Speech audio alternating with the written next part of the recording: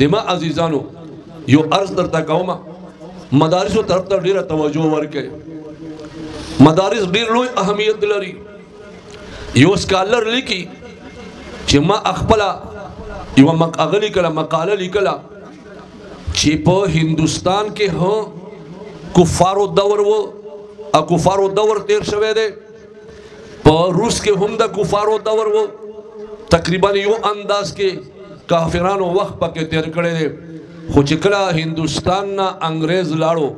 مسلمانانو خپل اسلامی کلچر برقرار و اسلامی مذهب یې برقرار و دین حفاظت هغه سے برقرار و خو روس سے په کومو علاقو باندې حکومت کړی و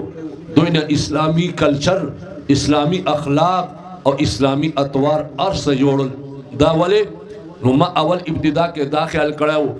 چې هندوستان وال مالداری وو او ازبکستان وغیرہ وال دا بے دین خلق وو غریب خلق وو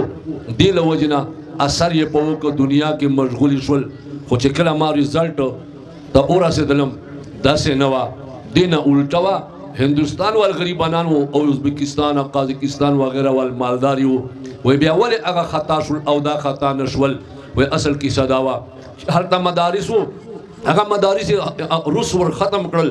مدارس چې ختم کړل ایمانونه اورو پورو هغه خلکو ختم شو په هندوستان کې یو مدرسه دارالعلوم دیوبند قائمه شو او هغه دنیا ته دین ورسولو د هغه مدرسې په برکت باندې اسلامی کلچر په ټول هندوستان او پاکستان او بنگلاديش وغیرہ علاقو کې برقرار پاتې شو او د ما عزیزانو مدارس خیال اوساته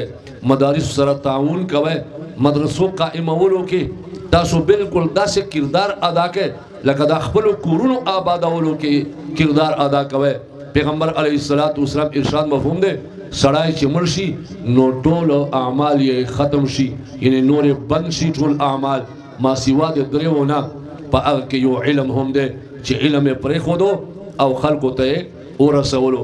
یو هغه چیز دی پکې چې خلکو ته د مرګ نه پس هم فایده رسي نو مدرسه دا ده چې د علم مرکز دی بیا پرېښودلو او خلکو ته به فایده رسي که چیرې محنت ته پکې کړی و او هغه جوړولو کې د کوشش کړی و نو انشاءالله مرګ نه پس به الله تبارک وتعالی د دې اجر درکوي